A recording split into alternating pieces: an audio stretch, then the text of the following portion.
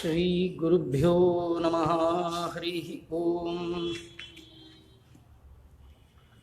ಸೃಷ್ಟಿಸ್ಥಿತ್ಯಪ್ಯಯೇಹ ನಿಯತಿ ದೃಶಿತಮೋ ಬಂಧಮೋಕ್ಷಾಶ್ಚ ಯಸ್ಮಾತ್ ಅಸ್ಯ ಶ್ರೀ ಬ್ರಹ್ಮರುದ್ರ ಪ್ರಭೃತಿ ಸುರನರದ್ವೀಷ ಶತ್ರುತ್ಮಕಸ್ಯ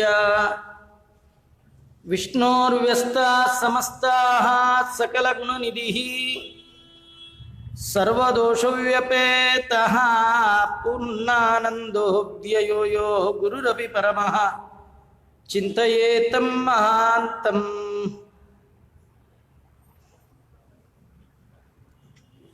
ಓಂ ಜನ್ಮಾದ್ಯಸ್ಯ ಯತೋನ್ವಯಾದಿತರತಶ್ಚಾರ್ಥೇಷ್ವವಿಘ್ನಸ್ವರಾಟ್ ತೇನೇ ಬ್ರಹ್ಮಹೃದಾಯಾದಿಕವಯೇ ಮುಖ್ಯಂತಿ ಯಂ ಸೂರಯಃ. ತೇಜೋ ವಾರಿಮೃದಂ ಯಥಾ ವಿನಿಮಯೋ ಯತ್ರ ತ್ರಿಸರ್ಗೋ ಮೃಷಾ ಧಾಮ್ನಾ ಸ್ವೇನ ಸದಾ ನಿರಸ್ತಕುಹಕಂ ಸತ್ಯಂ ಪರಂ ಧೀಮಹಿ.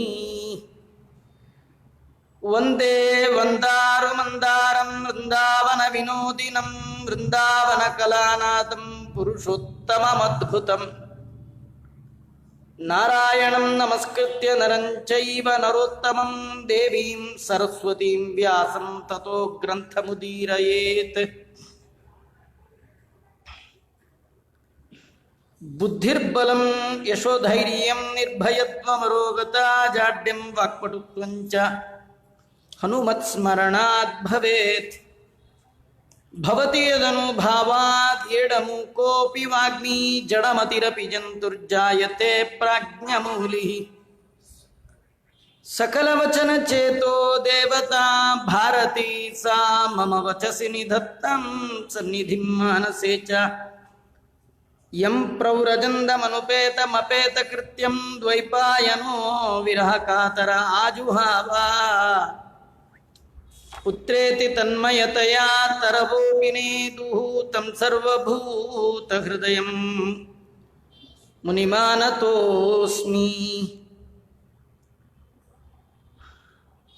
ನಮೋಸ್ತು ತಾತ್ವಿಕಾ ದೇವಾಃ ವಿಷ್ಣು ಭಕ್ತಿ ಪರಾಯಣಾಃ ಧರ್ಮ ಮಾರ್ಗೇ ಪ್ರೇರಯಂತು ಭವಂತಃ ಸರ್ವ ಏವ ಹಿ. ಅರ್ಥಕಲ್ಪಿತಕಲ್ಪೋಯಂ ಪ್ರತ್ಯರ್ಥಿಗಜಕೇಸರಿ ವ್ಯಾಸತೀರ್ಥಗುರುರ್ಭೂಯಾತ್ ಅಸ್ಮದಿಷ್ಟಾರ್ಥಸಿದ್ಧಯೇ. ತಪೋ ವಿದ್ಯಾ ವಿರಕ್ತ್ಯಾದಿ ಸದ್ಗುಣೌಘಾಕರಾನಹಂ ವಾದಿರಾಜಗುರುನ್ ವಂದೇ ಹಯಗ್ರೀವ ಪದಾಶ್ರಯಾನ್. ಮೂಕೋಪಿ ಯತ್ಪ್ರಸಾದೇನ ಮುಕುಂದಶಯನಾಯತೆ ರಾಜರಾಜಾಯತೆ ರಿಕ್ತೋ ರಾಘವೇಂದ್ರಂ ತಮಾಶ್ರಯೇ. ತಪಸ್ವಾಧ್ಯಾಯ ಶುಶ್ರೂಷಾ ಕೃಷ್ಣ ಪೂಜಾರತಂ ಮುನಿಂ ವಿಶ್ವೇಶಂ ಇಷ್ಟದಂ ವಂದೇ ಪರಿವ್ರಾಟ್ ಚಕ್ರವರ್ತಿನಂ. ಆಪಾದಮೌಲಿಪರ್ಯಂತಂ ಗುರುಣಾಂ ಆಕೃತಿಂ ಸ್ಮರೇತ್ ತೇನ ವಿಘ್ನಾಃ ಪ್ರಣಶ್ಯಂತಿ ಸಿದ್ಧ್ಯಂತಿ ಚ ಮನೋರಥಾಃ. ಸ್ವಸ್ತ್ಯಸ್ತು ಸತಾಂ ಅಶೇಷ ಸನ್ಮಂಗಲಾನಿ ಭವಂತು. ಶ್ರೀ ಗುರುಭ್ಯೋ ನಮಃ. ಹರಿ ಓಂ.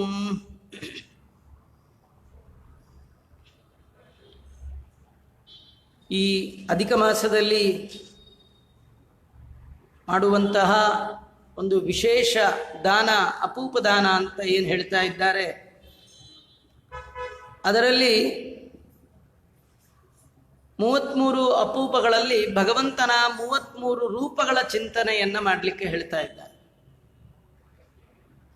ಅದು ಯಾವುದು ಅನ್ನೋದನ್ನ ಪುರಾಣಾಂತರಗಳಲ್ಲಿ ತಿಳಿಸ್ತಾ ವಿಷ್ಣುಂ ಜಿಷ್ಣುಂ ಮಹಾವಿಷ್ಣುಂ ಹರಿಂ ಕೃಷ್ಣಂ ಅಧೋಕ್ಷಜಂ ಕೇಶವಂ ಮಾಧವಂ ರಾಮಂ ಅಚ್ಯುತಂ ಪುರುಷೋತ್ತಮಂ ಗೋವಿಂದಂ ವಾಮನಂ ಶ್ರೀಶಂ ಶ್ರೀಕಂಠಂ ವಿಶ್ವಸಾಕ್ಷಿಣಂ ನಾರಾಯಣಂ ಮಧುರಿಪುಂ ಅನಿರುದ್ಧಂ ತ್ರಿವಿಕ್ರಮಂ ವಾಸುದೇವಂ ಜಗದ್ಯೋನಿಂ ಅನಂತಂ ಶೇಷಶಾಯಿನಂ ಸಂಕರ್ಷಣಂಚ ಪ್ರದ್ಯುಮ್ನಂ ದೈತ್ಯಾರಿಂ ವಿಶ್ವತೋಮುಖಂ ಜನಾರ್ದನಂ ದರಾವಾಸಂ ದಾಮೋದರಮಗಾರ್ಧನಂ ಶ್ರೀಪತಿಂಚ ತ್ರಯತ್ರಿಂಶತ್ ಉದ್ದಿಶ್ಯ ಪ್ರತಿನಾಮಭಿಃ 33 ಭಗವದ್ ರೂಪಗಳು ಅಂತ. ಪುರಾಣಾಂತರಗಳಲ್ಲಿ ಕೆಲವು ನಾಮಗಳ ವ್ಯತ್ಯಾಸ ಹೇಳ್ತಾರೆ. ಇಲ್ಲಿ ಬರುವಂತಹ ಧನಾವಾಸ, ದಾಮೋದರ, ಅಘಾರ್ಧನ ಅನ್ನುವ 3 ಹೆಸರುಗಳು ಬದಲಿಗೆ ಪದ್ಮಪುರಾಣದಲ್ಲಿ ಇದೇ ಶ್ಲೋಕವನ್ನ ತಿಳಿಸ್ಕೊಡ್ತಾ ಅಲ್ಲಿ ಧರಾಧರ, ಶ್ರೀಧರ, ಗರುಡಧ್ವಜ ಅಂತ 3 ನಾಮಗಳ ಹೆಸರು ಮಾತ್ರ ಬದಲಾಗಿದೆ.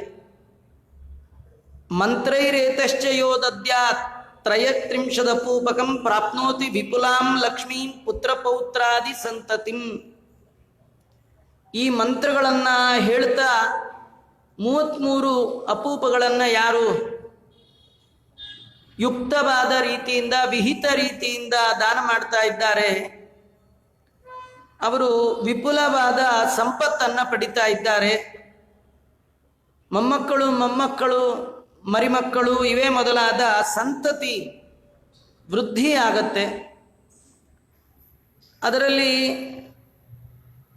ಮೊದಲು 8 ಜನ ವಸುಗಳು, 33 ಜನ ದೇವತೆಗಳಲ್ಲಿ ಅಂತರ್ಯಾಮಿಯಾದ ಭಗವಂತನ 33 ರೂಪ ಆದರೆ ಅಧಿಷ್ಠಾತ್ರಿಗಳಾಗಿರ್ತಕ್ಕಂಥ ದೇವತೆಗಳು ಅದು 8 ಜನ ವಸುಗಳು, 11 ರುದ್ರರು, 12 ಆದಿತ್ಯರು. 12 ಆದಿತ್ಯರು ಅಂದರೆ 12 ಜನ ಆದಿತ್ಯರು, 8 ಜನ ವಸುಗಳು ಅಂದರೆ 20 ಆಯಿತು. 11 ಜನ ರುದ್ರ ದೇವತೆಗಳು, 11 ರುದ್ರರು 31. ಮತ್ತೊಂದು ಪ್ರಜಾಪತಿ ವಷಟ್ಕಾರ ಅಂತ 2.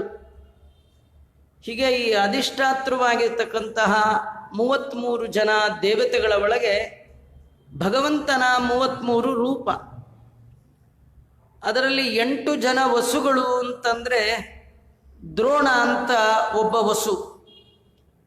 ಆ ವಸುವನ್ನ ಅಪೂಪದಲ್ಲಿ ಆವಾಹನೆ ಮಾಡಿ ಅಂತರ್ಯಾಮಿಯಾದ ಭಗವಂತನ ಒಂದು ಮೊದಲ ರೂಪ ಅದು ವಿಷ್ಣವೇ ನಮಃ ಅಂತ ಹೇಳಿ ಚಿಂತನೆ ಮಾಡಬೇಕು.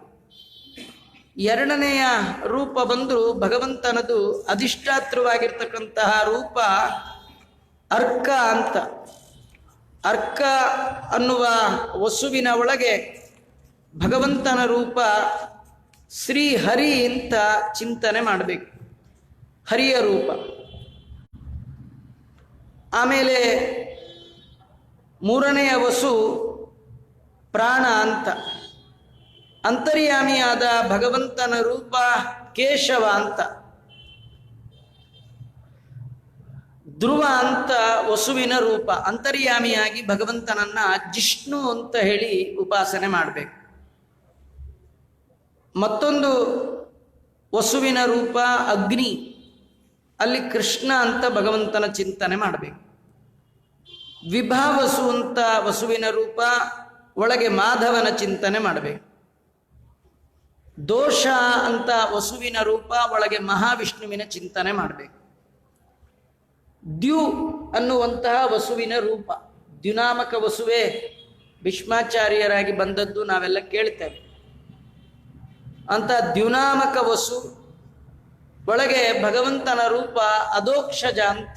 ಇದು 8 ಅಪೂಪಗಳಲ್ಲಿ ಆ ಭಗವಂತನ ರೂಪವನ್ನ ಆವಾಹಿಸಿ ಚಿಂತಿಸಿ ಪುರುಷೋತ್ತಮನ ಪೂಜೆ ಮಾಡಿ ಆಮೇಲೆ ಅದನ್ನು ಕೃಷ್ಣಾರ್ಪಣ ಮಾಡಬೇಕು.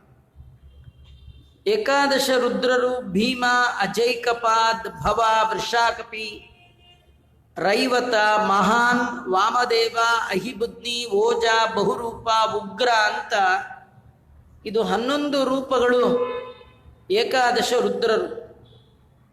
ಅದರಲ್ಲಿ ಭೀಮ ಅನ್ನುವ ರುದ್ರ ರೂಪದ ಒಳಗೆ ಭಗವಂತನ ರಾಮರೂಪದ ಚಿಂತನೆ ಮಾಡಬೇಕು.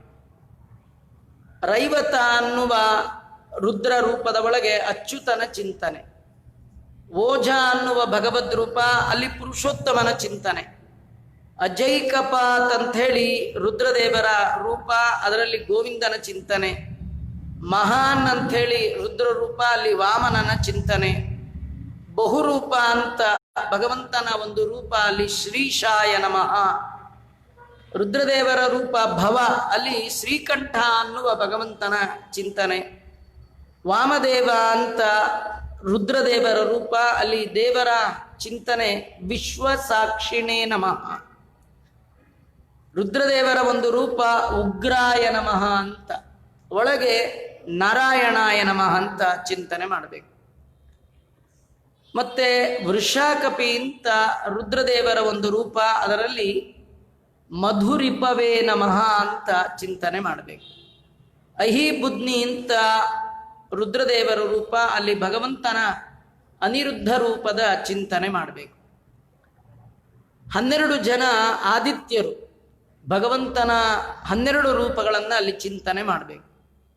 12 ದ್ವಾದಶಾದಿತ್ಯರು ಅಂದರೆ ವಿಭಸ್ವಾನ್, ಅರ್ಯಮ, ಪೂಷಾ, ತ್ವಷ್ಟೃ, ಸವಿತೃ, ಭಗ, ಧಾತೃ, ಪರ್ಜನ್ಯ, ವರುಣ, ಮಿತ್ರ, ಶಕ್ರ, ಉರುಕ್ರಮ ಅಂತ 12 ರೂಪಗಳು, ಭಗವದ್ ರೂಪಗಳು.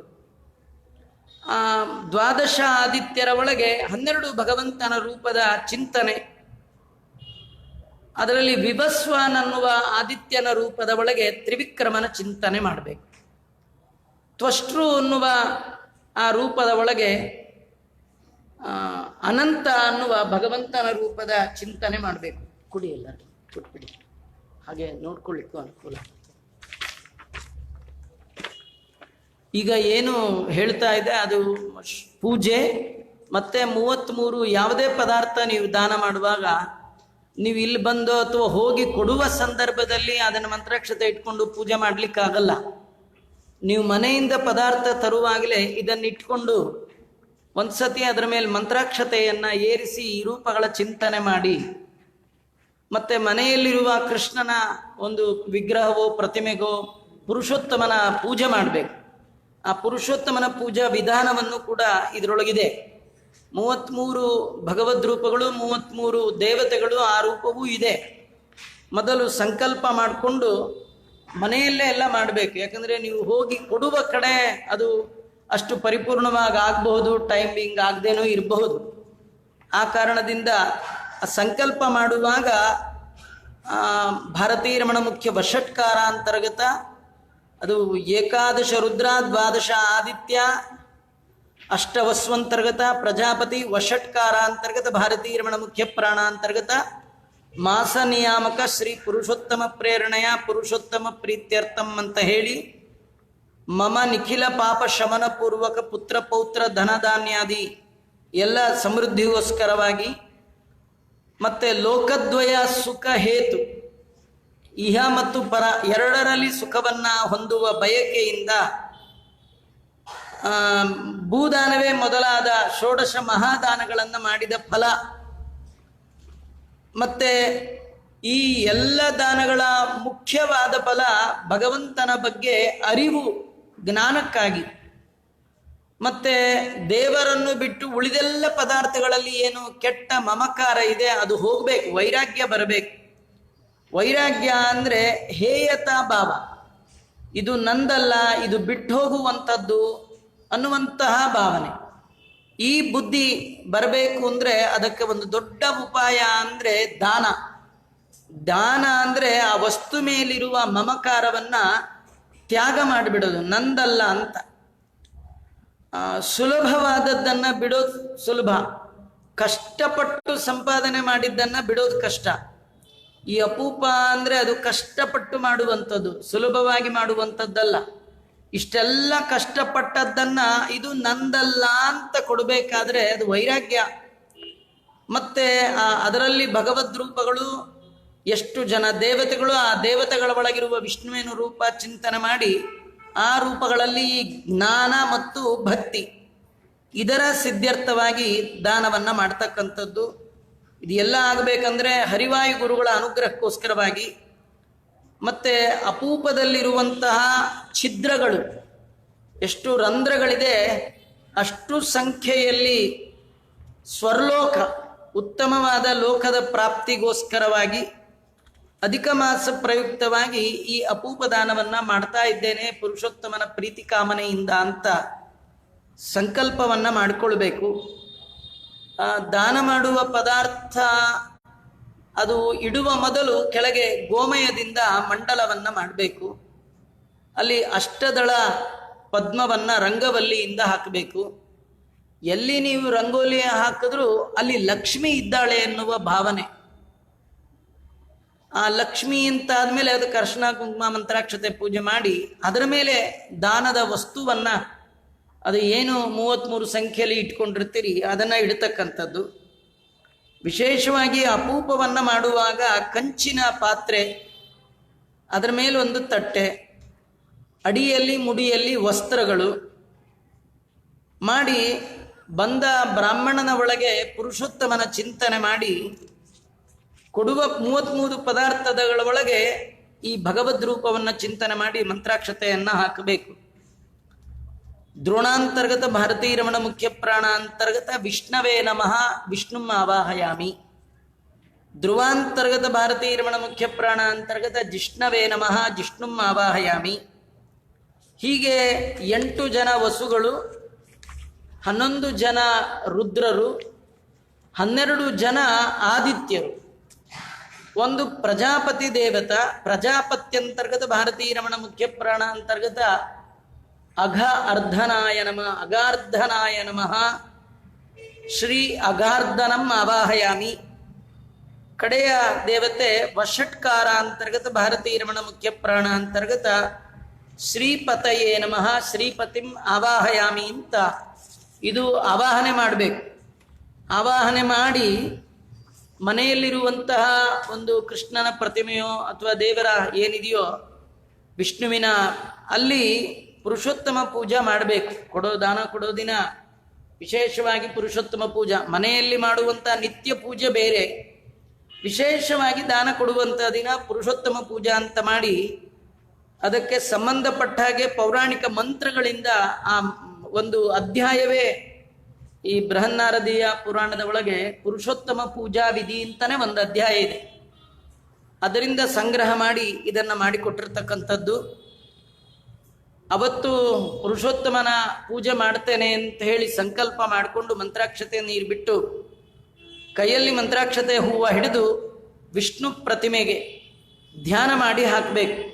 ಶ್ರೀವತ್ಸ ವಕ್ಷಸಂ ಶಾಂತಂ ನೀಲೋತ್ಪಲ ದಲಚ್ಯುತಂ ತ್ರಿಭಂಗ ಲಲಿತಂ ಧ್ಯಾಯೇ ಸರಾಧಂ ಪುರುಷೋತ್ತಮಂ ರಾಧಿಕಾ ಸಮೇತ ಪುರುಷೋತ್ತಮಾಯ ನಮಃ ಅಂತ ಹೇಳಿ ಮಂತ್ರಾಕ್ಷತೆ ಹೂವ ಏರಿಸಬೇಕು ದೇವರಿಗೆ.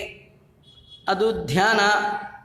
ಆಮೇಲೆ ಆಗಚ್ಚ ದೇವದೇವೇಶ ಪುರಾಣ ಪುರುಷೋತ್ತಮ ರಾಧೆಯ ಸಹಿತಾಶ್ಚ ಗ್ರಹಣ ಪೂಜನಂ ಮಮ ಅಂತ ಹೇಳಿ ಆವಾಹನೆ, ಆಸನ, ಅರ್ಘ್ಯ, ಪಾದ್ಯ, ಆಚಮನ, ಪಂಚಾಮೃತ, ಸ್ನಾನ, ಯೋಗೇಶ್ವರಾಯ ದೇವಾಯ ಗೋವರ್ಧನ ಧರಾಯ ಚ ಯಜ್ಞಾನಾಂ ಪತಯೇನಾಥ ಗೋವಿಂದಾಯ ನಮೋ ನಮಃ ಅಂತ ಹೇಳಿ ಪುರುಷೋತ್ತಮ ಪ್ರೀತಿಗಾಗಿ ಸ್ನಾನವನ್ನ ದೇವರಿಗೆ ಮಾಡಿಸ್ತಕ್ಕಂಥದ್ದು.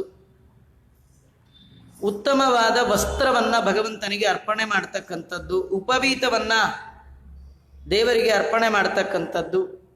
ಉತ್ತಮವಾದ ಗಂಧವನ್ನ ಅವತ್ತು ಸಿದ್ಧ ಮಾಡಿಟ್ಕೊಂಡು ಅದನ್ನು ಭಗವಂತನಿಗೆ ಅರ್ಪಣೆ ಮಾಡಬೇಕು. ಅಕ್ಷತೆಯನ್ನು ಭಗವಂತನಿಗೆ ಅರ್ಪಣೆ ಮಾಡಬೇಕು. ಭಗವಂತನಿಗೆ ಹೂವಿನ ಹಾರ, ವಿಶೇಷವಾಗಿ ಆ ಕಾಲದಲ್ಲಿ ಸಿಗುವಂಥ ಹೂವನ್ನು ದೇವರಿಗೆ ಪುರುಷೋತ್ತಮ ಪೂಜಾಂಗವಾಗಿ ಅರ್ಪಣೆ ಮಾಡಬೇಕು. ಇದಾದ್ಮೇಲೆ ದೇವರ ರೂಪಗಳು, ಅವಯವಗಳು, ಅದು ಭಗವಂತನ ಒಂದೊಂದು ಅವಯವವೂ ಕೂಡ ಭಗವಂತನಷ್ಟೇ ಪೂರ್ಣವಾದ ಕಾರಣ ಅಂಗಪೂಜಾ ಅಂತ. ಪ್ರತಿಯೊಂದು ಅಂಗ ಚಿಂತನೆ ಮಾಡಿ ಅದರ ಮೇಲೆ ಮಂತ್ರಾಕ್ಷತೆ ಹೂವು ಹಾಕಬೇಕು. ಯಾಕಂದ್ರೆ ಭಗವಂತನ ಯಾವ ಅಂಗವೂ ಕೂಡ ಊನ ಅಲ್ಲ, ಅದು ಮಂಗಳಮಯವಾದಂತಹ ಅಂಗಗಳು. ಅದರ ಚಿಂತನೆ ಬಹುದೊಡ್ಡ ಫಲವನ್ನು ಕೊಡ್ತಕ್ಕಂಥದ್ದು. ಭಾಗವತ ತೃತೀಯ ಸ್ಕಂದದಲ್ಲಿ ದೇವರ ಅಂಗಾಲು ಚಿಂತನೆಗೆ ಕಪಿಲನಾಮಕ ಪರಮಾತ್ಮ ಹೇಳ್ತಾರೆ, ಸಂಚಿಂತಯದ್ ಭಗವತ ಚರಣ ಅರವಿಂದಂ ಬಾಹುಶ್ಚ ಮಂದರಗಿರೆ ಪರಿವರ್ತನೇನ. ಮಂದರ ಪರ್ವತವನ್ನ ಕಡೆದಂತಹ ಉತ್ತಮವಾದ ಬಾಹುಗಳ ಚಿಂತನೆ ಮಾಡಬೇಕು. ಊರು ಸುಪರ್ಣ ಭುಜಯೋಹೋ ಅಧಿಶೋಭಮಾನ, ಅವನ ತೊಡೆಗಳು ಗರುಡನ ಹೆಗಲಲ್ಲಿ ಆಸನವಾದಂತಹ ತೊಡೆಗಳು ಆ ಭಗವಂತಂದು. ಕಂಠಂಚ ಕೌಸ್ತುಭಮಣಿ, ಭಗವಂತನ ಕಂಠ ಅದು ಕೌಸ್ತುಭಮಣಿಯಿಂದ ಭೂಷಿತವಾಗಿರ್ತಕ್ಕಂಥ ಅತ್ಯದ್ಭುತವಾದ ಕಂಠ ಅದು. ಭಗವಂತನ ಮುಖಮಂಡಲ, ಭಗವಂತನ ಅದ್ಭುತವಾದ ಮುಂಗುರುಳು, ಪ್ರತಿಯೊಂದು ಅವಯವ ಅದರ ಚಿಂತನೆ ಮಾಡ್ತಾ ಒಂದೊಂದು ಅವಯವಕ್ಕೂ ನಮಸ್ಕಾರ ಹೇಳಬೇಕಂತ. ಅದೇ ಅಂಗಪೂಜಾ ಅಂತ. ಅದು ಶ್ರೀ ನಂದಾತ್ಮಜಾಯ ನಮಃ ಪಾದೌ ಪೂಜಯಾಮಿ, ಶ್ರೀ ಯಶೋದಾತನಯಾಯ ನಮಃ ಬಿಲ್ಬೌ ಪೂಜಯಾಮಿ ಅಂತ ಹೇಳಿ ದೇವರ ಪ್ರತಿಯೊಂದು ಅಂಗವನ್ನು ಚಿಂತನೆ ಮಾಡ್ತಾ ಶಿರ ತನಕ, ಪಾದದಿಂದ ಆರಂಭ ಮಾಡಿಕೊಂಡು ಶಿರದ ಪರ್ಯಂತರವಾಗಿ ಇದು ಚಿಂತನೆಯ ಆರೋಹಣ ಕ್ರಮ.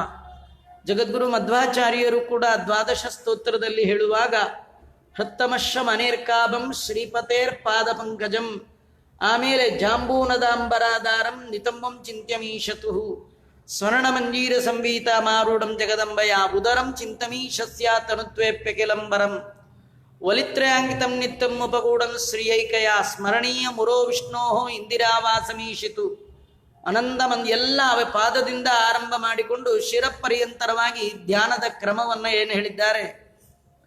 ದೇವರ ಪೂಜೆ ಮಾಡುವಾಗ ನಾವು ಅದೇ ರೀತಿ ಎಲ್ಲಿಯಾದರೂ ದೇವರನ್ನು ನೋಡುವ ಪ್ರಸಂಗ ಬಂದಾಗಲೂ ಅಪಾದ ಮೌಳಿ ಪರ್ಯಂತರವಾಗಿ ದೇವರ ದರ್ಶನ ಮಾಡಬೇಕು. ಪೂಜೆ ಮಾಡುವಾಗಲೂ ಮೊದಕ್ಕೆ ಪಾದಕ ಪೂಜೆ, ಅಂಗಪೂಜಾ ಅಂತ ಕರೀತಾ ಇದ್ದಾರೆ. ಇದು ಬಹಳ ವಿಶೇಷ. ಷೋಡಶೋಪಚಾರ ಪೂಜೆಯಲ್ಲಿ ಅಂಗಪೂಜೆ ಬಹಳ ವಿಶೇಷ, ಅದನ್ನು ಮಾಡಬೇಕು. ಆಮೇಲೆ ದೇವರಿಗೆ ಅಷ್ಟೋತ್ತರ, ಅದು ವಿಷ್ಣು ಸಹಸ್ರನಾಮವು ಅಥವಾ ಕೃಷ್ಣ ಅಷ್ಟೋತ್ತರ ಬಂದರೆ ಶ್ರೀಕೃಷ್ಣಾಯ ನಮಃ ಕಮಲಾನಾಥಾಯ ನಮಃ ಅಂತ ಹೇಳಿ ಆ ಭಗವಂತನಿಗೆ 108 ನಾಮಗಳಿಂದ ಅವನಿಗೆ ಅರ್ಚನೆಯನ್ನು ಮಾಡ್ತಕ್ಕಂಥದ್ದು. ದೇವರಿಗೆ ಧೂಪವನ್ನು ದೀಪವನ್ನು ಅರ್ಪಣೆ ಮಾಡ್ತಕ್ಕಂಥದ್ದು. ಏನು ದಾನಕ್ಕೆ ಅಂತ ಇಟ್ಟಿದ್ದೀರಿ ಉತ್ತಮ ಪದಾರ್ಥ, ಅದನ್ನೇ ದೇವರಿಗೆ ನೈವೇದ್ಯ ಮಾಡಬೇಕು. ದೇವರಿಗೆ ಅನರ್ಪಿತವಾದದ್ದನ್ನು ಕೊಡಬಾರ್ದು, ಅರ್ಪಿತವಾದದ್ದನ್ನೇ ಬ್ರಾಹ್ಮಣರಿಗೆ ದಾನ ಮಾಡಬೇಕು. ಏನಂದರೆ ಅರ್ಪಣೆ ಮಾಡುವ ವಸ್ತುಗಳ ಒಳಗೂ ದೇವರಿದ್ದಾನೆ, ಪೂಜೆಯನ್ನು ಸ್ವೀಕಾರ ಮಾಡುವ ಪ್ರತಿಮೆಯಲ್ಲೂ ದೇವರಿದ್ದಾನೆ. ಎರಡು ರೂಪಗಳ ಐಕ್ಯ ಚಿಂತನೆ ಮಾಡೋದೇ ನೈವೇದ್ಯ, ಮತ್ತೇನಿಲ್ಲ. ಇಲ್ಲಿರುವ ದೇವರೇ ಅಲ್ಲಿದ್ದಾನೆ, ಅಲ್ಲಿರುವ ದೇವರೇ ಇಲ್ಲಿದ್ದಾನೆ. ಪದಾರ್ಥದ ಒಳಗಿರುವ ದೇವರಿಗೂ ಪ್ರತಿಮೆಯಲ್ಲಿರುವ ದೇವರಿಗೂ ಬ್ರಾಹ್ಮಣರ ಅಂತರ್ಯಾಮಿಯಾಗಿ ಬಂದ ದಾನ ಸ್ವೀಕಾರಕ್ಕಾಗಿ ಬಂದಂತಹ ಬ್ರಾಹ್ಮಣನ ಒಳಗಿರುವ ಭಗವಂತನ ರೂಪಕ್ಕೂ ಯಾವ ವ್ಯತ್ಯಾಸವೂ ಇಲ್ಲ ಅಂತ ತಿಳಿದು ಭಜಿಸುವುದೇ ಅದು ಫಲ. ನೀವು ಕೊಟ್ಟದ್ದಕ್ಕೆ ಉತ್ತಮ ಫಲ. ಇದನ್ನು ನೈವೇದ್ಯ ಅಂತ ಕೂಡ ಕರೀತಾ ಇದ್ದಾರೆ. ನೈವೇದ್ಯ ಅಂದರೆ ನಿವೇದನ ಮಾಡಲಿಕ್ಕೆ, ಅರ್ಪಣೆ ಮಾಡಲಿಕ್ಕೆ ಯೋಗ್ಯವಾಗಿ ಸಂಸ್ಕಾರ. ಆಮೇಲೆ ದೇವರಿಗೆ ತಾಂಬೂಲವನ್ನು, ಆಚಮನವನ್ನು, ಕರೋದ್ವರ್ತನ, ದಕ್ಷಿಣ, ನೀರಾಜನ, ಭಗವಂತನಿಗೆ ನಮಸ್ಕಾರ, ಮಂತ್ರಪುಷ್ಪ ಇತ್ಯಾದಿಗಳನ್ನು ಸಮರ್ಪಣೆ ಮಾಡಿ ದೇವರ ಸ್ಮರಣೆ ಮಾಡ್ತಾ ಎಸ್ ಸ್ಮೃತ್ಯಾಚ ಹೇಳಿ ಮಂತ್ರಾಕ್ಷತೆ ನೀರನ್ನು ಬಿಟ್ಟು ಪುರುಷೋತ್ತಮ ಪೂಜಾ ವಿಧಾನೇನ ಭಗವಾನ್ ಭಾರತೀರಮಣ ಮುಖ್ಯ ಪ್ರಾಣ ಅಂತರ್ಗತ ಮಾಸ ನಿಯಾಮಕ ಶ್ರೀ ಪುರುಷೋತ್ತಮ ಪ್ರಿಯತಾಂ. ತುಂಬ ಜನ ಮಾಡಿರ್ತಾರೆ. ಈ ಮಾಡುವ ಕಡೆ ಒಳಗೆ ಪ್ರಿಯತಾ ವರದೋ ಭವತು ಅಂತೆಲ್ಲ, ವರದಾಗಿರದ ಅಂತೆಲ್ಲ ಸೇರಿಸ್ತಾರೆ. ಅವನು ವರದನೇ. ಆದರೆ ನೀವು ಕೇಳಬೇಕಾದಿಲ್ಲ. ಸಕಾಮನೆಯಿಂದ ಕರ್ಮವನ್ನು ಮಾಡಬಾರ್ದು, ನಿಷ್ಕಾಮನೆಯಿಂದ ಮಾಡಬೇಕು. ದೇವರಿಗೆ ನಾವು ಅರ್ಪಣೆ ಮಾಡುವಾಗ ಪ್ರಿಯತಾಂ ಸುಪ್ರೀತೋ ಭವತು ಶ್ರೀಕೃಷ್ಣಾರ್ಪಣಮಸ್ತು. ತೃಪ್ತನಾಗಷ್ಟೇ. ನೀನು ತೃಪ್ತನಾದರೆ ಸಾಕು. ನಿನ್ನ ತೃಪ್ತಿ ನಾನು ಮಾಡುವ ಎಲ್ಲ ಕರ್ಮಗಳ ಮೂಲ ಉದ್ದೇಶ. ಭಗವಂತ ನೀನು ಪ್ರೀತನಾದರೆ ಸಾಕು. ಅದು ಬಿಟ್ಟು ಮತ್ತೊಂದು ಕಾಮನೆ ಕರ್ಮ ಮಾಡುವ ಸಜ್ಜನನಾದ ಭಕ್ತನಿಗೆ ಮನಸ್ಸಿನಲ್ಲಿಯೂ ಬರಬಾರದು. ನಿಷ್ಕಾಮದಿಂದ ಕರ್ಮ ಮಾಡಿದಾಗ ಆ ಕರ್ಮಗಳು ಪರಿಪೂರ್ಣವಾದ ಫಲವನ್ನು ಕೊಡುತ್ತೆ. ಆ ಫಲಗಳು ಅನಂತವಾದ ಫಲವನ್ನೇ ಕೊಡ್ತಕ್ಕಂಥದ್ದು ಅಂತ ತಿಳಿಸ್ತಾ ಇದ್ದಾರೆ. ಇಂತಹ 33 ರೂಪಗಳ ಚಿಂತನೆ ಮಾಡಿ ಅದನ್ನು ಬ್ರಾಹ್ಮಣರಿಗೆ ಕೊಡಬೇಕು. ಆ ಬ್ರಾಹ್ಮಣರಲ್ಲಿಯೂ ಕೂಡ ಮತ್ತೆ ಭಗವಂತನ ರೂಪವನ್ನು ಚಿಂತನೆ ಮಾಡಬೇಕು. ಅಲ್ಲಿ ಪುರುಷೋತ್ತಮ ಇದ್ದಾನೆ ಅಂತ ತಿಳ್ಕೊಂಡು ಅವರ ಮೇಲೆ ಮಂತ್ರಾಕ್ಷತೆ ಹಾಕಿ ಬಂದ ಬ್ರಾಹ್ಮಣರಿಗೆ ಅರ್ಘ್ಯ ಪಾದ್ಯ ಆಚಮನಾದಿಗಳನ್ನು ಕೊಟ್ಟು ಅವರಿಗೆ ಕಾಲನ್ನು ತೊಳೆದು ಅವರಿಗೆ ಗಂಧಾಕ್ಷತೆಯನ್ನು ಕೊಟ್ಟು ವಸ್ತ್ರವನ್ನು ಹೊದ್ದಿಸಿ ಅವರಿಗೆ ಈ ಅಪೂಪವನ್ನು ದಾನ ಮಾಡಬೇಕು. ಮಾಡುವಾಗ ದೇವರಲ್ಲಿ ಪ್ರಾರ್ಥನೆ ಮಾಡಬೇಕು. ವಿಷ್ಣು ರೂಪಿ ಸಹಸ್ರಾಂಶು ಸರ್ವಪಾಪ ಪ್ರಣಾಶನ ಅಪೂಪಾನ್ನ ಪ್ರದಾನೇನ ಮಮ ಪಾಪಂ ವ್ಯಪೋಹತು. ಈ ಅಪೂಪ ಇದನ್ನು ದಾನ ಮಾಡ್ತಾ ಇದ್ದೇನೆ. ಸೂರ್ಯನ 1000 ಕಿರಣಗಳಂತೆ ನಿನ್ನ ವ್ಯಾಪ್ತಿ, ಇಡೀ ಅಪೂಪದ ಒಳಗೆ ಎಲ್ಲ ಕಡೆ ನೀನು ವ್ಯಾಪ್ತನಾಗಿದ್ದೀಯ. ಅಂತಹ ನೀನು ನಾನು ಜನ್ಮಾಂತರದಲ್ಲಿ ಮಾಡಿದ ಸಕಲ ಪಾಪಗಳನ್ನು ಪರಿಹಾರ ಮಾಡಿ ನನ್ನನ್ನು ಉದ್ಧಾರ ಮಾಡು ಅಂತ ಪ್ರಾರ್ಥನೆ ಮಾಡ್ತಕ್ಕಂಥದ್ದು.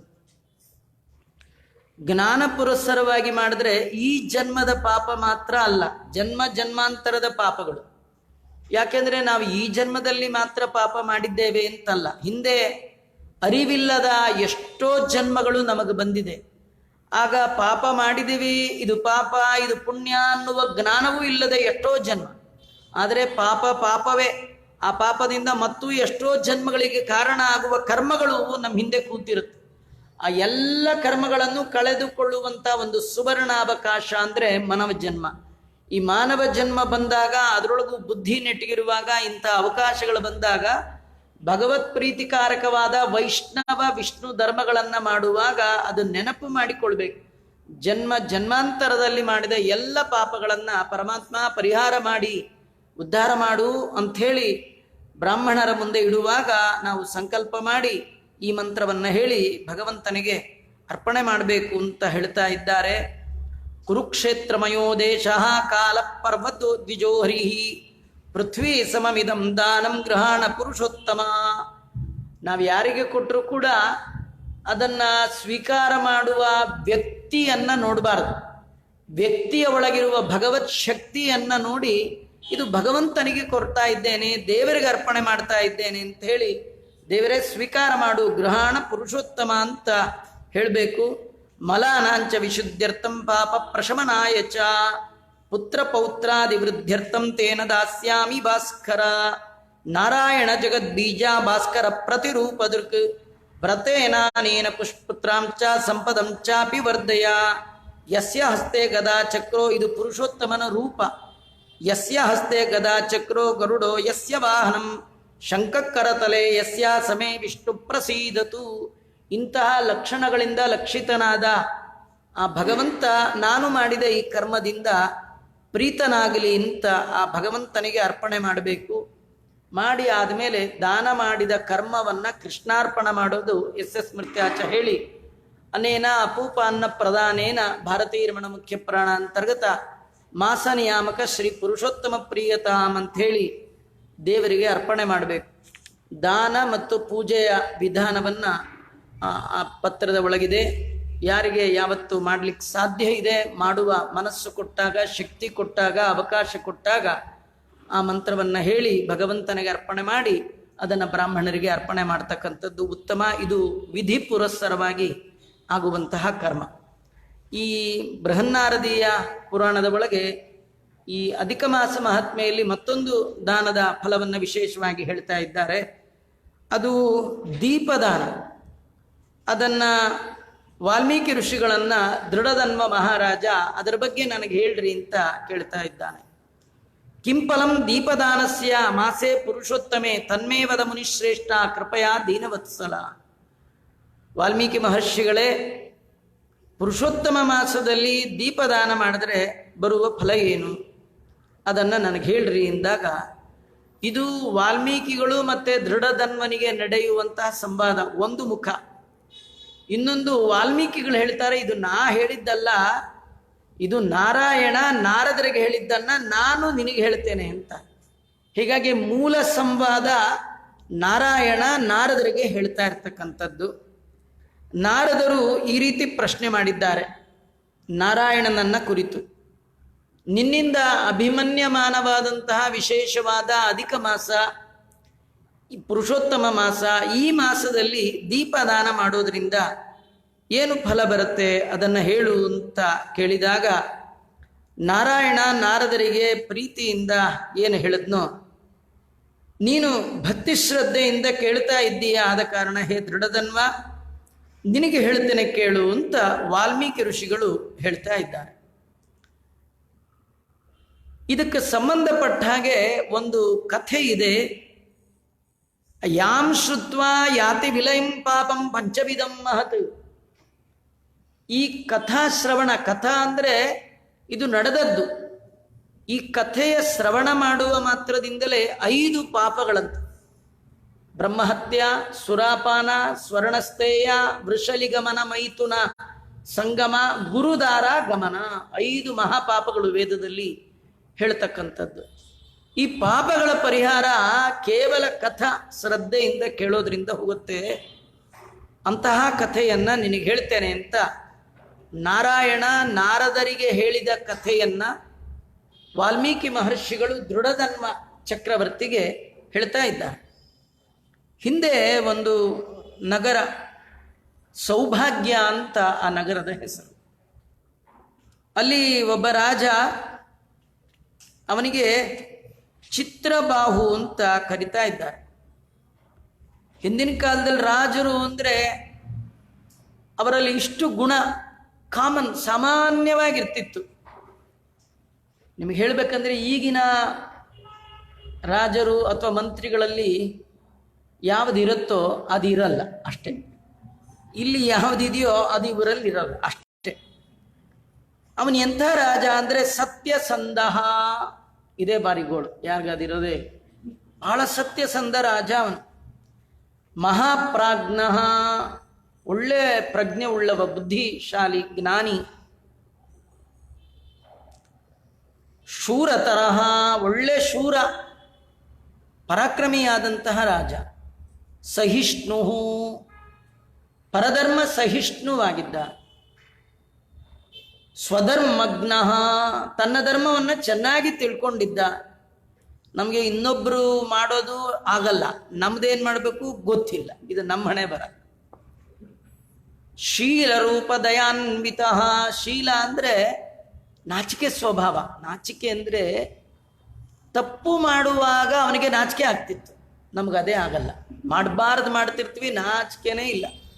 ಏನು ಮಾಡಬಾರ್ದು ಅಂತ ಶಾಸ್ತ್ರ ಹೇಳುತ್ತೆ ಅದನ್ನೆಲ್ಲ ಮಾಡ್ತಿರ್ತೀವಿ, ಚೂರು ನಾಚಿಕೆ ಇಲ್ಲ. ಅವನಿಗೆ ಏನಾದರೂ ಜೀವನದಲ್ಲಿ ಶಾಸ್ತ್ರ ವಿರುದ್ಧ ಮಾಡುವಾಗ ಅವನಿಗೆ ನಾಚಿಕೆ ಆಗ್ತಿತ್ತು.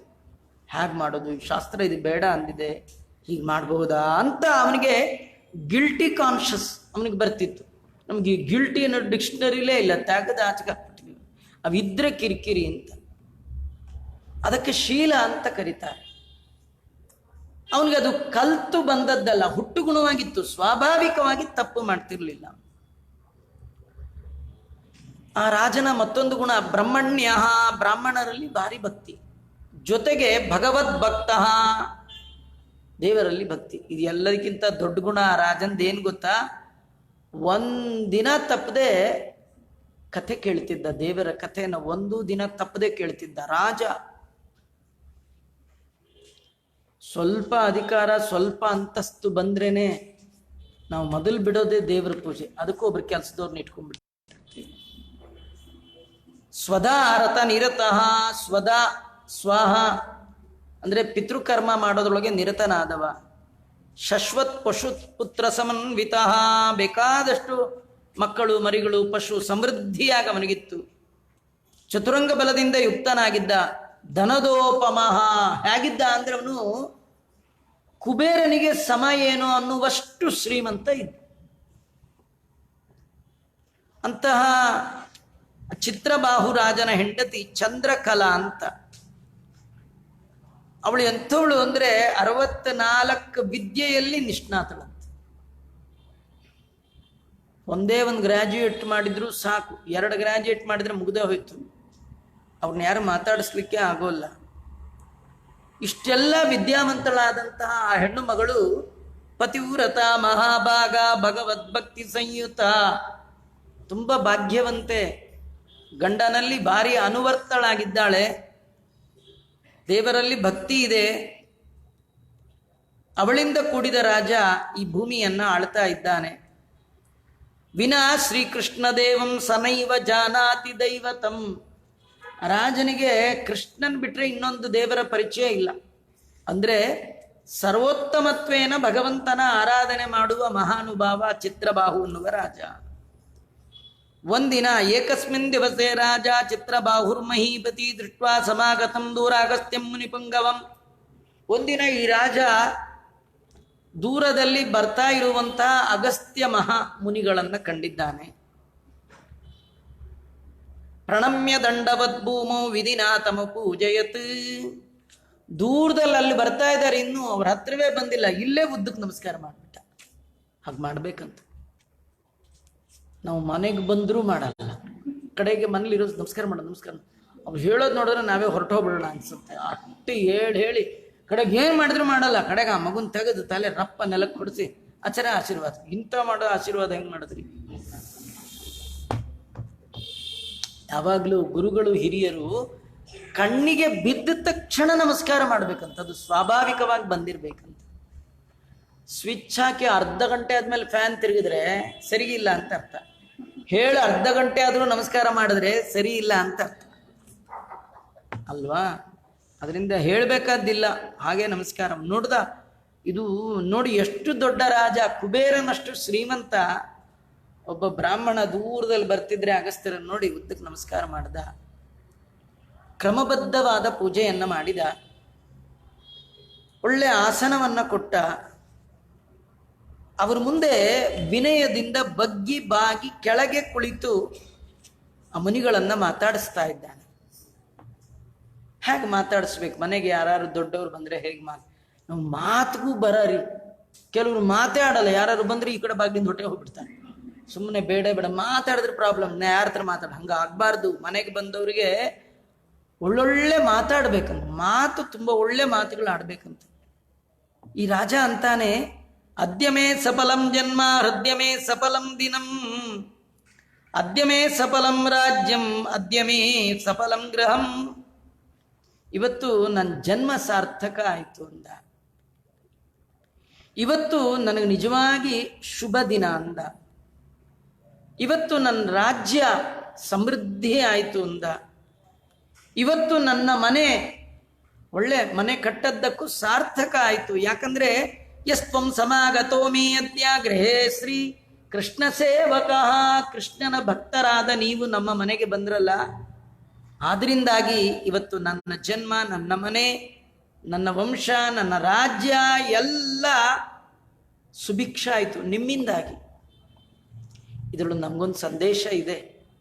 ಮನೆ ಕಟ್ಟಿದ ಸಾರ್ಥಕ ಆಗಬೇಕಾದ್ರೆ, ನಮ್ಮ ಜನ್ಮ ಸಾರ್ಥಕ ಆಗಬೇಕಾದ್ರೆ, ನಮ್ಮ ಹಿರಿಯರು ಸಂತೋಷದಿಂದ ನಮ್ಮನ್ನು ಹರಿಸ್ಬೇಕಾದ್ರೆ, ನಮ್ಮ ಮನೆಗೆ ಆಗಾಗ ದೊಡ್ಡವ್ರು ಬರ್ತಾ ಇರಬೇಕು. ದೊಡ್ಡವರೇನೋ ಬರ್ಲಿಕ್ಕೆ ಸಿದ್ಧ, ನಾವೇ ಮನೇಲಿ ಇರಲ್ವಲ್ಲ. ನಾವು ಮನೇಲಿ ಯಾಕಿರಲ್ಲ ಅಂದ್ರೆ ಯಾರು ಬಂದ್ಬಿಡ್ತಾರೆ ಅಂತಾನೆ ಮನೇಲಿರಲ್ಲ. ಹೋಗ್ಲಿ ಸಾಟರ್ಡೆ ಸಂಡೇ, ಅಯ್ಯೋ ವೀಕೆಂಡ್ ಅಂತ ವೀಕ್ ಆಗ್ಲಿಕ್ಕೆ ಎಲ್ಲೋ ಹೋಗಿರ್ತೀವಿ ಅಲ್ವಾ?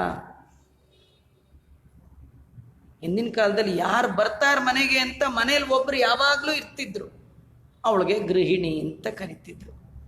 ಈಗ ಅವಳು ಇಲ್ಲ, ಅವರು ಇಲ್ಲ, ಮತ್ತೆ ಮನೆಯೊಳಗೆ ಯಾರು ಇರಲ್ವ, ಇರ್ತಾರ್ರಿ. ಯಾವುದದು? Beware of dog. ನಾಯಿನ್ ಬಿಟ್ಟು ಇವರು ಹೊರಟೋಗ್ಬಿಟ್ಟಿರ್ತಾರೆ. ಆ ನಾಯಿ ಯಾವ ಜನ್ಮದ ಪುಣ್ಯವೋ, ಫಸ್ಟ್ ಕ್ಲಾಸ್ ಮನೆಗೆ ಓನರ್ ಥರ ಪೂರ ಮನೆಯೆಲ್ಲ ಓಡಾಡ್ಕೊಂಡಿರುತ್ತೆ, ಅದ್ರದ್ದು ಯೋಗ. ಇವನಂತಾನೆ, ಯಸ್ತ್ವಂ ಸಮಾಗತಃ, ನೀವು ನಮ್ಮ ಮನೆಗೆ ಬಂದ್ರಲ್ಲ, ಇವತ್ತು ನನ್ನ ಮನೆ ಸಾರ್ಥಕ ಆಯಿತು. ಮುಕ್ತೋಹಂ ಪಾಪ ಸಂಗಾತ್. ನೋಡಿ ಅವನ ಬಾಯಲ್ಲಿ ಎಂತೆಂಥ ಮಾತು ಬರುತ್ತೆ. ಇದು ಬರೀ ಮಾತಲ್ಲ, ನಿಜವಾಗಿಯೂ ಅವನಂತಾನೆ, ಇವತ್ತು ನನ್ನ ಮೈ ಮನಸ್ಸು ಮಾತಿಗೆ ಅಂಟಿದ ಎಲ್ಲ ಪಾಪಗಳು ಕಳೆದು ಹೋಯ್ತು ಅಂದ. ಅರ್ಥ, ಮನೆಗೆ ಯಾರು ದೊಡ್ಡವರು ಬಂದ್ರೆ ವಿಪ್ರೌಗ ದರ್ಶನಾತ್ ಕ್ಷಿಪ್ರಂ ಕ್ಷೀಯಂತೆ ಪಾಪರಾಶಯ. ನಮ್ಮ ಪಾಪಗಳೆಲ್ಲ ನಮ್ಮನ್ನು ಬಿಟ್ಟು ಹೋಗುತ್ತಂತ. ನಮ್ಮನ್ನು ಬಿಟ್ಟೇ ಹೋಗಲ್ಲ, ಯಾಕಂದ್ರೆ ದೊಡ್ಡವ್ರು ಬರೋದೇ ಇಲ್ಲ ನಮ್ಮ ಮನೆಗೆ.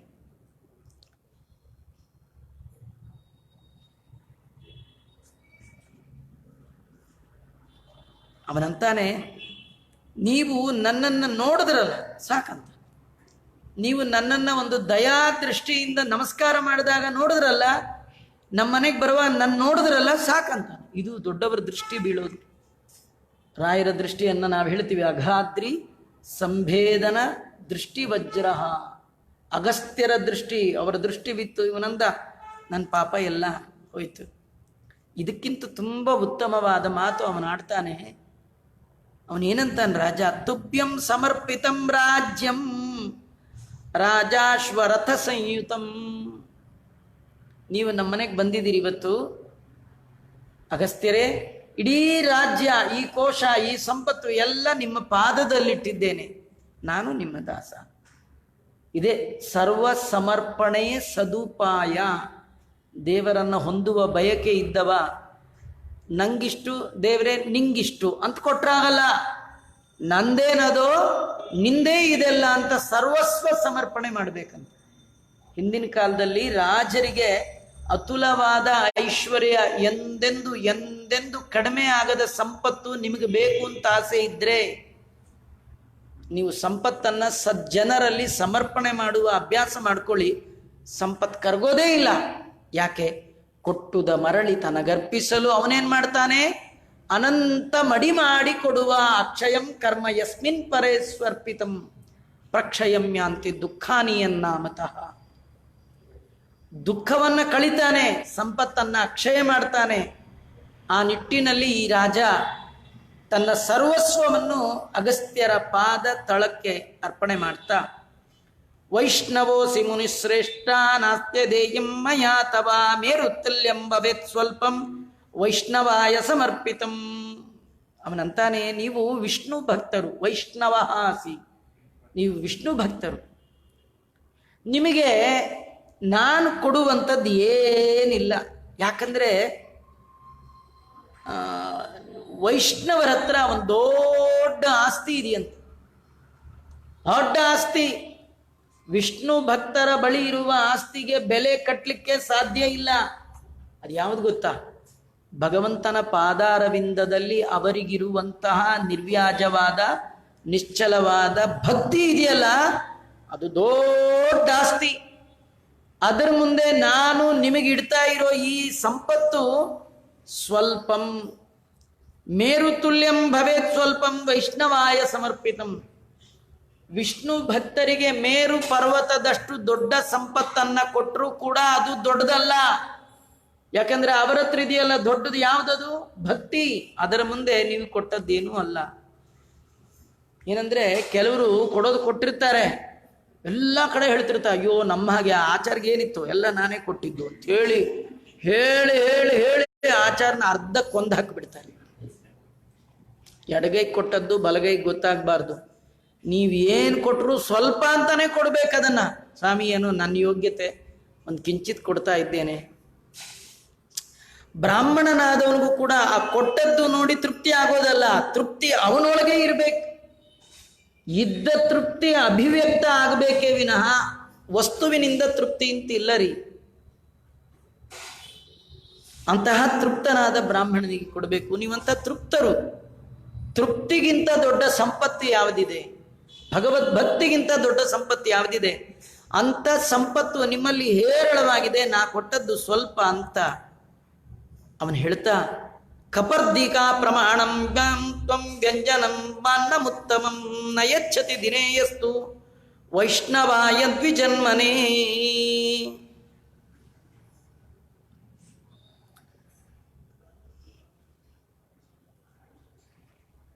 ಯಾವ ದಿನ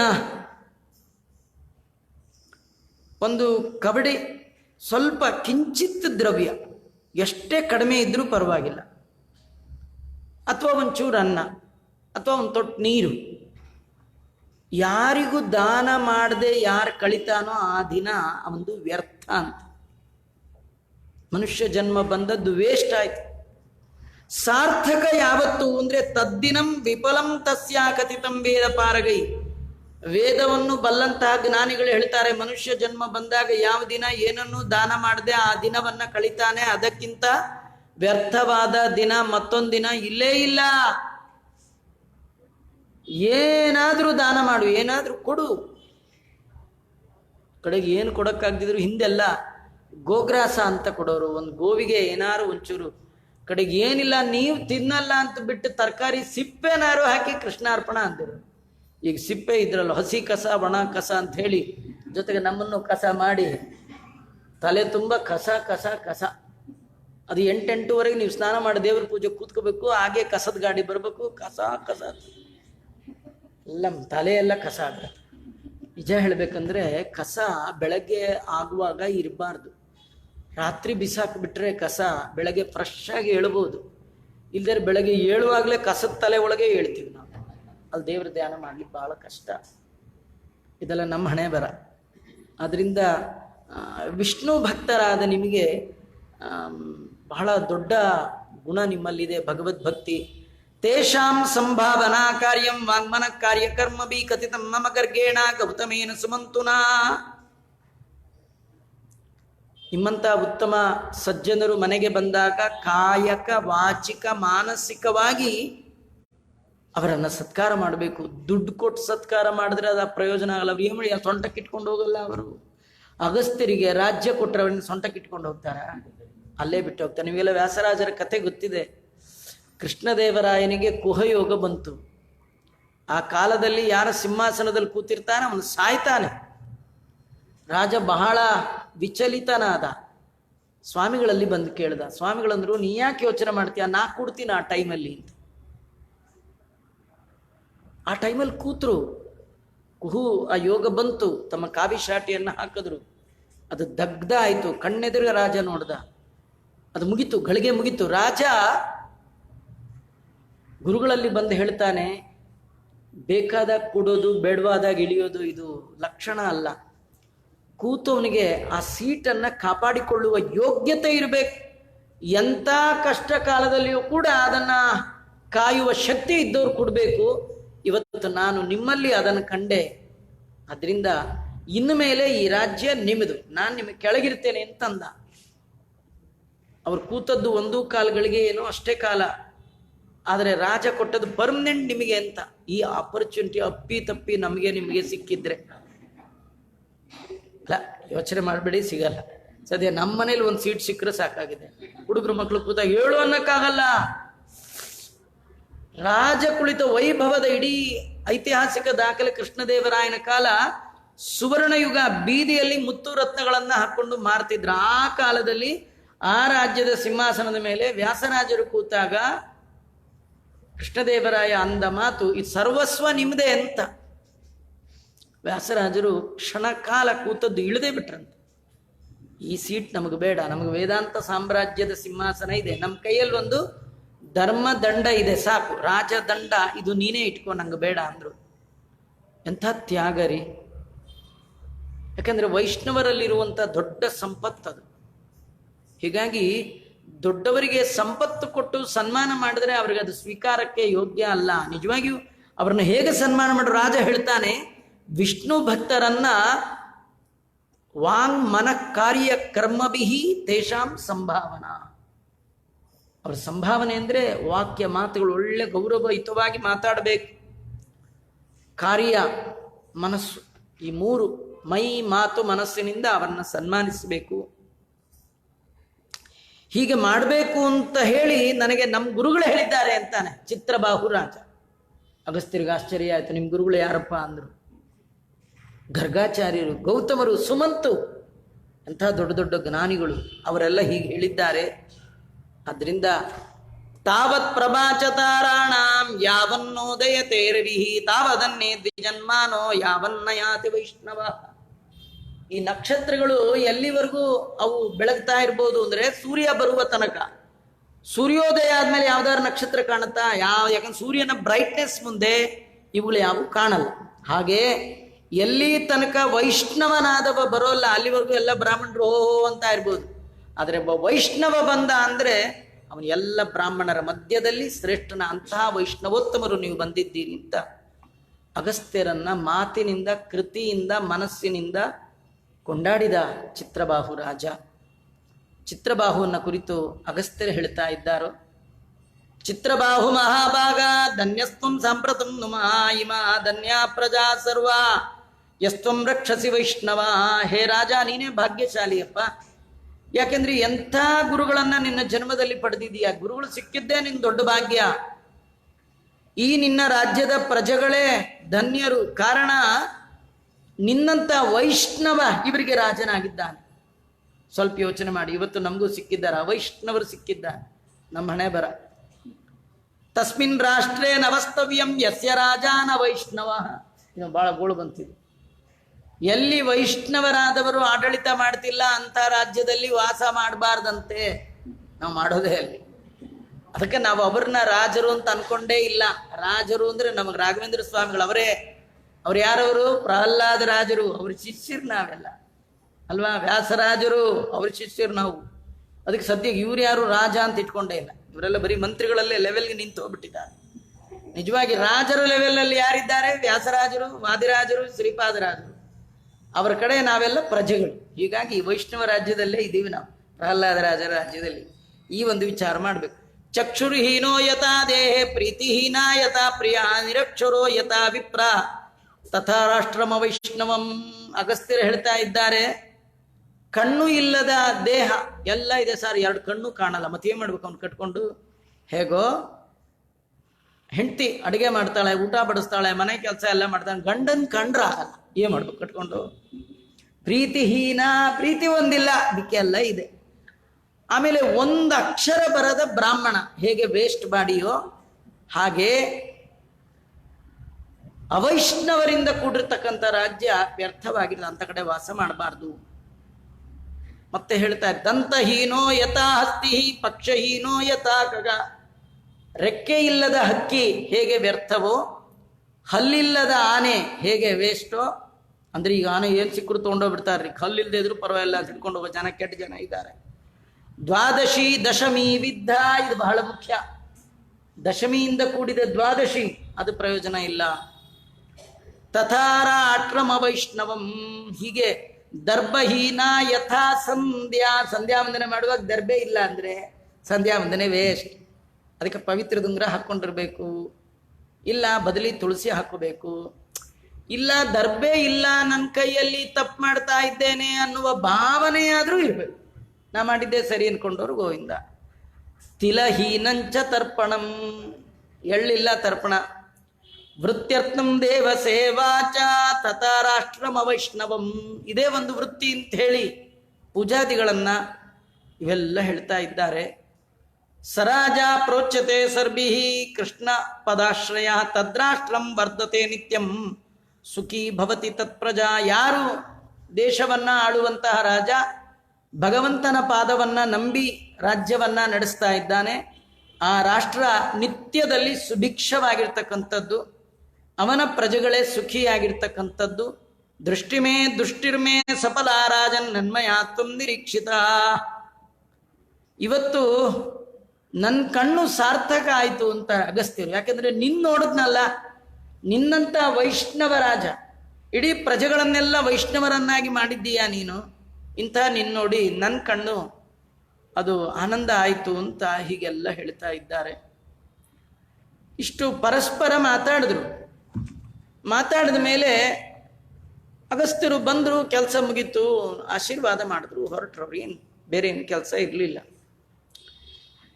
ಹೊರಡೋ ಕಾಲಕ್ಕೆ ಇತ್ಯುಕ್ತ ಗಂತುವಾಂ ತಮಸ್ತ್ಯಂ ಮುನಿಪುಂಗವಂ ನನಾಮ ಪರಯ ಭಕ್ತ್ಯಾ ಮಹಿಷಿ ಸಾ ಪತಿವ್ರತ.